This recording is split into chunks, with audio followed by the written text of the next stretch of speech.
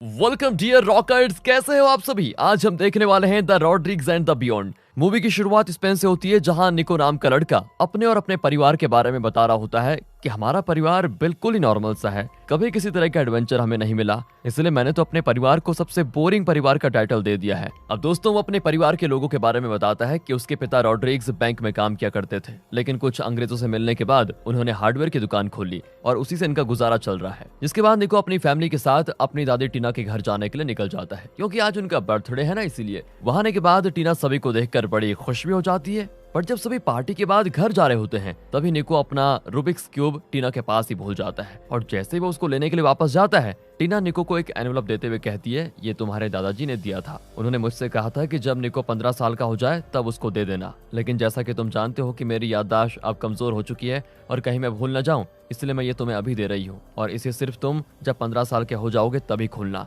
और याद रहे इस बारे में किसी को मत बताना। और इस पर निको मान जाता है। अब घर आने के बाद निको को बड़ी खलबली मचने लगती है कि आखिर दादी ने इस एनवलप में रखा क्या है, इसलिए वो अपने दोस्त एडवर्ड को बुलाकर उसके साथ एनवलप को खोल लेता है, जिसमें VHS टेप होती है। उसे प्ले करने के बाद निको के दादा उससे कहते हैं, उम्मीद है जब तुम इस वीडियो को देख रहे होंगे तो तुम 15 साल के हो चुके हो। मैंने एक खास चीज हमारे गार्डन में दबा कर रखी है बेटा, जब तुम पर या तुम्हारी फैमिली पर कोई मुसीबत आए तभी उसका इस्तेमाल करना। उसी एनवलप में तुम्हें एक कॉइन भी मिलेगा जो सिर्फ एक बार काम करता है, तो उसका इस्तेमाल सोच समझ कर करना। उम्मीद है तो मेरी बात को समझ गए होंगे। अब ये सुनकर निको बड़ा खुश हो जाता है कि कहीं दादाजी ने मेरे लिए कोई खजाना तो नहीं दबा रखा है, इसलिए वो तुरंत एडवर्ड के साथ गार्डन में खुदाई कर देता है, जिसके अंदर से उसको एक बक्सा मिलता है, और उस बक्से में किसी फ्रिज का हैंडल रखा होता है, जिसको देखकर निको को याद आता है कि एक फ्रिज उसके घर के बेसमेंट में मौजूद है जिसका हैंडल नहीं है। हो सकता है कि ये हैंडल उसी फ्रिज का हो, इसलिए वो तुरंत बेसमेंट में आकर उस फ्रिज में वो हैंडल लगा देता है, लेकिन इससे तो कुछ भी नहीं होता। अब इस चीज से निको को लगता है कि दादाजी ने उसके साथ कोई प्रैंक कर दिया है। अब निको और एडवर्ड जैसे ही फ्रिज बंद करके बेसमेंट से बाहर आते हैं, उस फ्रिज से अजीब वेव्स निकलकर दूसरे प्लेनेट की तरफ बढ़ने लग जाती हैं, जो कि मार्कटब नाम का एक प्लेनेट होता है। वहां के लोगों को देखकर ऐसा लग रहा है कि मानो ये अभी भी 1950 के टाइम में जी रहे हैं। साथ ही निको के फ्रिज में हैंडल लगने से मार्कटब के लोगों को पृथ्वी की तरफ से सिग्नल मिलने लग जाता है, इसलिए मार्कटब की मिलिट्री स्पेस स्टेशन में सारे लोग काम पर लग जाते हैं, और फेलिक्स नाम के एक आदमी को पोर्टल के जरिए पृथ्वी पर भेजा जाता है, जो उसी बेसमेंट वाली फ्रिज के जरिए निको के घर आता है। अब उसको देखकर ये सभी हैरान कि आखिर ये है कौन और हमारे घर में क्या कर रहा है। वो फ्लेक्स को धमकाकर वहां से भगाने की कोशिश करते हैं, लेकिन जब फ्लेक्स उन्हें किसी मेटल की चीजों को कंट्रोल करते हुए हवा में उड़ाकर दिखाता है, तो इनके पसीने छूट जाते हैं कि ये आदमी है या फिर जादूगर। फ्लेक्स सभी से कहता है कि जिसने भी उस फ्रिज को एक्टिवेट किया है उसकी वजह से ही मैं यहाँ पर आया हुआ हूँ। ये फ्रिज एक कॉस्मिक डोर बन चुका है जो दो अलग अलग डायमेंशंस को एक साथ जोड़ता है। आप लोगों को मेरी बातें समझ में नहीं आई होंगी, इसलिए मैं आप सबको अपनी डायमेंशन में लेकर जाना चाहता हूँ। इतना कहकर फ्लेक्स सभी को मार्कटब लेकर आ जाता है, जहाँ आकर निको और बाकी सभी बिल्कुल हैरान हो जाते हैं कि ये कैसी अजीब जगह है। ऐसा लग रहा है कि हम सच में पीछे आ गए हैं, इनके पास सारी आउटडेटेड चीजें होती हैं। तब वहां की एक साइंटिस्ट निको और उसके परिवार को मार्कटब के बारे में बताती है कि ये बिल्कुल पृथ्वी की तरह ही प्लेनेट है, लेकिन अलग डायमेंशन में है। यहाँ से पोर्टल बनाए जाते हैं ताकि यहाँ के लोग पृथ्वी पर जा पाएं। अगर एक बार में एक पोर्टल से 20 से ज्यादा लोग जाने की कोशिश करेंगे तो इससे मार्कटब के साथ साथ पृथ्वी पर भी परलय आ जाएगी, और वो इतना खतरनाक होगा कि इससे दोनों प्लेनेट बर्बाद हो जाएंगे। अब ये सुनकर रॉड्रिग्स कहता है कि ये तो जो तुमने बताया वो बढ़िया है, लेकिन ये कौन बताएगा कि हम यहाँ किसकी दावत में आए हैं। अब साइंटिस्ट उन्हें कमांडर की वीडियो दिखाती है, जिसमें कमांडर कहता है कि 1951 के समय में मार्कटब के 200 लोगों ने गलत तरीके से पोर्टल के जरिए पृथ्वी पर जाने की कोशिश की। अगर ऐसे ही लोग चुपके से पृथ्वी पर जाने लगे तो दोनों प्लेनेट को नुकसान हो सकता है, इसलिए निको के दादा को इस मिशन पर भेजा गया कि वो सभी मार्कटब के लोगों को वापस यहाँ पर लेकर आए, जिसमें वो सफल भी रहे। लेकिन पृथ्वी पर जाने के बाद उन्हें टीना से प्यार हो गया। उन्होंने मार्कटब के प्रेसिडेंट से सिफारिश की कि वो हमेशा पृथ्वी पर रहना चाहते हैं। प्रेसिडेंट ने भी उनको अनुमति दे दी, पर इस शर्त पर कि निको के दादा पूरी तरह से अपना नाता मार्कटब से तोड़ देंगे,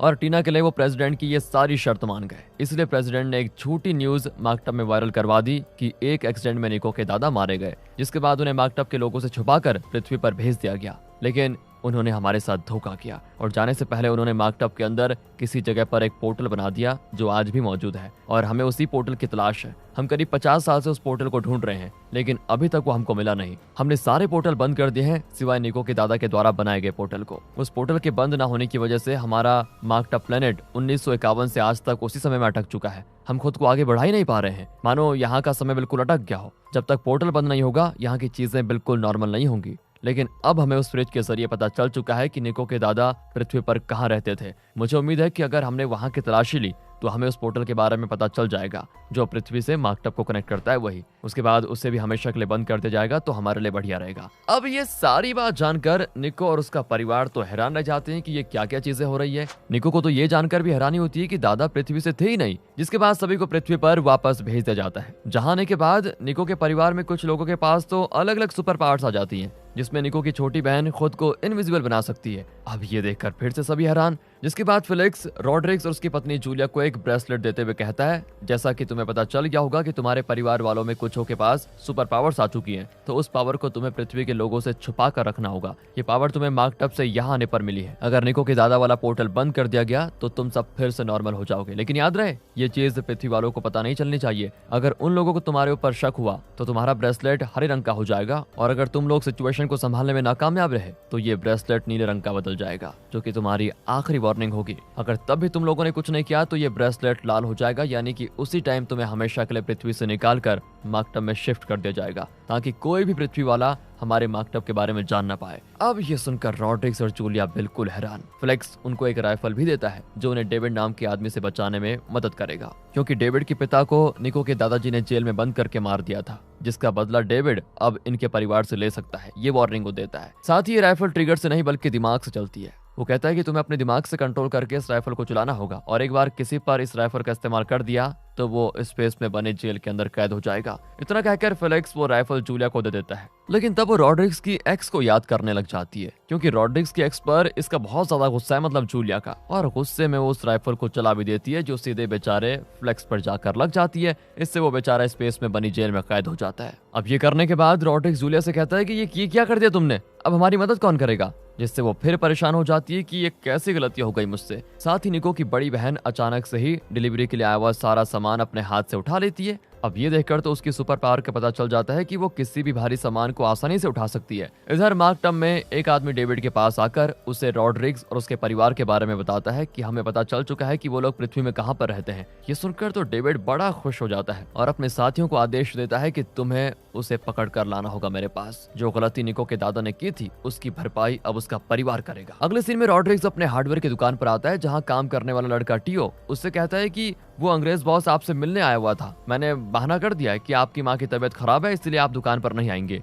ये सुनकर रॉड्रिग्स बड़ा खुश हो जाता है कि चलो टियो ने उसे बचा लिया, लेकिन फिर उसे याद आता है कि टियो को तो इंग्लिश आती नहीं, तो उसने बॉस को क्या कहा होगा। तब टियो बताता है कि मैंने उनसे कहा योर मदर इज डेड। ये सुनकर तो रॉड्रिग्स का दिमाग ही फिर जाता है। वो उससे कहता है कि अरे पागल इंसान, इंग्लिश में बीमारी को सिख बोलते हैं, डेड नहीं। तूने तो यार बुरा फंसा दिया। अब गुस्सा करने की वजह से रॉड्रिग्स का माथा, कान और तशरीफ तीनों बिल्कुल लाल हो जाती है। ऐसा लग रहा होता है कि तीनों अभी फट जाएंगे। तब रॉड्रिग्स को पता चलता है कि आओ यही तो उसकी सुपर पावर है जो इतनी घटिया उसको मिली है। लेकिन ये देखकर टियो घबरा जाता है। उसे लगता है कि रॉड्रिग्स इस प्लेनेट का है नहीं। उसके ये सोचते ही मार्कटब में लगा बल्ब हरा हो जाता है। लेकिन रॉड्रिग्स जैसे तैसे बल्ब लाल होने से पहले सिचुएशन को संभालते हुए टियो को समझा देता है कि यार मैं बीमार हूँ इसीलिए मेरा शरीर जलकर लाल हो रहा है। अब जैसे टियो का शक कम होता है तो वो बल्ब बुझ जाता है, यानी कि सिचुएशन नॉर्मल हो गई है। इधर एडवर्ड जैसे नियो के घर पर आता है, वो उसके कुत्ते को दीवार पर बैठा देखकर एकदम घबरा जाता है, क्योंकि कुत्ते को दीवार पर चलने की पावर जो मिली होती है। और जैसे जैसे एडवर्ड घबरा रहा होता है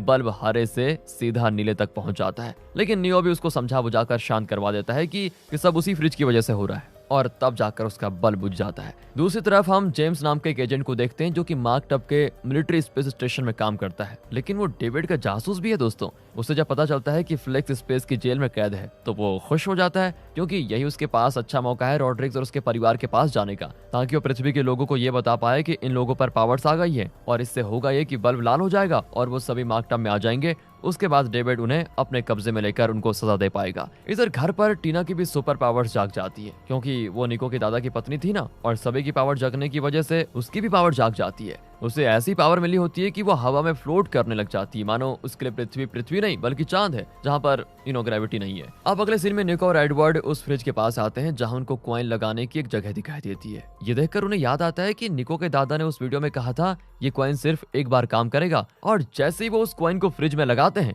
वो दोनों वहां से मार्कटब में मौजूद एक यूनिवर्सिटी के लड़कियों की बाथरूम में पहुंच जाते हैं। यानी कि वही पोर्टल है जिसका मार्कटब के लोग इतने सालों से ढूंढ रहे थे, और इस पोर्टल को निको के दादा ने लड़कियों के बाथरूम में बनाकर रखा है, ताकि अगर पृथ्वी पर निको और उसके परिवार पर कोई मुसीबत आए तो वो इस पोर्टल के जरिए मार्कटब में जाकर खुद की जान बचा सकते हैं। अब इसके बाद निको की छोटी बहन फ्रिज से वो कॉइन निकाल लेती है, जिससे निको और एडवर्ड दोनों वापस पृथ्वी पर आ जाते हैं। इधर जेम्स साइंटिस्ट को बेहोश करके पोर्टल के जरिए पृथ्वी पर आ जाता है, जिसको देखकर रॉड्रिग्स और बाकी हैरान हो जाते हैं कि अब ये कौन आ गया। जेम्स उनसे कहता है कि मैं फेलिक्स की जगह पर यहाँ पर आया हूँ ताकि आप लोगों की मदद कर पाऊँ। फेलिक्स बेचारा तो मारा गया, मैं उसका अंतिम संस्कार करके आ रहा हूँ। बेचारे की हाइट छोटी होने की वजह से उसकी अस्थियों को चॉकलेट की थैली में डालना पड़ा, क्योंकि वो बहुत थोड़ी सी थी। अब ये सुनकर सभी उदास हो जाते हैं। जेम्स आगे कहता है कि हमने निको के दादा का पोर्टल ढूंढ लिया है और जल्दी हम उसको बंद भी कर लेंगे, इसलिए आप लोगों को टेंशन लेने की जरूरत नहीं है, सारी चीजें नॉर्मल होने वाली है। अब ये सुनकर सभी बड़े खुश होते हैं, जिसके बाद जेम्स उनसे उनका ब्रेसलेट ले लेता है और उसे अलमारी में रखकर लॉक भी कर देता है, ताकि सिचुएशन हाथ से निकलने के बारे में उन्हें पता ना चले।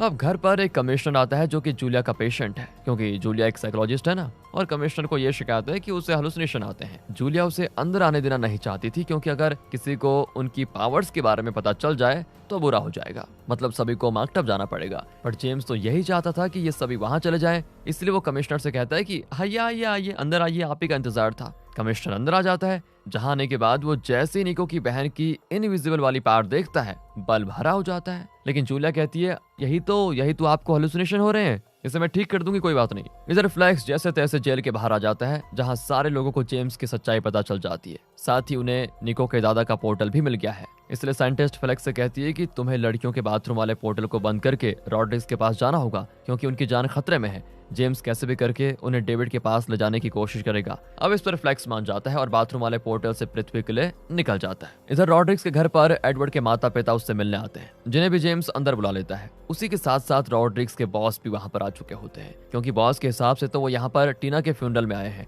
लेकिन जब वो उसको जिंदा देखते हैं तो बड़े हैरान हो जाते हैं, और तब मौके पर चौका मारते हुए सारे लोगों को जेम्स रॉड्रिग्स और उसके परिवार वालों की सुपर पावर दिखाने लग जाता है, ताकि बल्ब लाल हो जाए। पर सही समय पर वहां पर फ्लैक्स आ जाता है, जो जेम्स से तो मस्त तरीके से लड़ता है। वहीं निको एडवर्ड के माता पिता की नई BMW को बॉम्ब से उड़ा देता है। अब ये देखकर एडवर्ड के माता पिता रॉड्रिग्स और उसके परिवार की सुपर पावर पर ध्यान न देते हुए अपनी गाड़ी को देखने चले जाते हैं। वहीं बॉस के गले में अचानक से उसकी चॉकलेट अटक जाती है, इसलिए वो भी घर से निकल जाता है ताकि खुद की जान बचा पाए। जिसके बाद जूलिया जेम्स को शॉट करने के लिए राइफल लेकर आती है, पर फिर से निशाना चूक जाने पर वो बेचारा टियो को जेल भेज देती है। लेकिन तब रॉड्रिग्स उससे राइफल लेकर जेम्स को शॉट करने में सफल होता है और उसे सीधे स्पेस की जेल में भेजकर वहां कैद कर देता है। साथ ही जूलिया ने कमिश्नर को हेलुसिनेशन की दवा दे दी थी, इसलिए वो भी नशे की हालत में चला जाता है, क्योंकि उस दवाई में नशा था। और सभी के जाने की वजह से सारी चीजें फिर से नॉर्मल हो जाती है, जिससे रॉड्रिग्स और उसका परिवार बच जाता है। उसी के साथ साथ पोर्टल भी बंद हो जाता है, इसलिए सारे लोगों की पावर्स भी खत्म हो जाती है और वो फिर से नॉर्मल इंसान बन जाते हैं। जिसके बाद फ्लेक्स भी वापस मार्कटब आ जाता है, जहां उसका बढ़िया तरीके से स्वागत किया जाता है। और मूवी के आखिरी सीन में डेविड का कजन चालाकी से वहां की प्रेसिडेंट को फंसाकर नया प्रेसिडेंट बन जाता है, जो सबसे पहला ऑर्डर यही देता है कि हम रॉड्रिग्स और उसके परिवार को नहीं छोड़ेंगे, उन्हें मार्कटब लाया जाएगा ताकि उनको सजा दी जाए। यानी कि अब से रॉड्रिग्स और बाकियों की मुसीबत और बढ़ चुकी है। और इसी मिक्स फीलिंग के साथ दोस्तों ये मूवी यहाँ पर खत्म होती है। बाकी अगर आपको वीडियो अच्छी लगी हो, स्टोरी अच्छी लगी हो, एक्सप्लेनेशन अच्छा लगा हो तो लाइक कीजिए, चैनल को सब्सक्राइब। मिलते हैं अगली वीडियो में, ध्यान रखिएगा अपना and finally thanks for watching.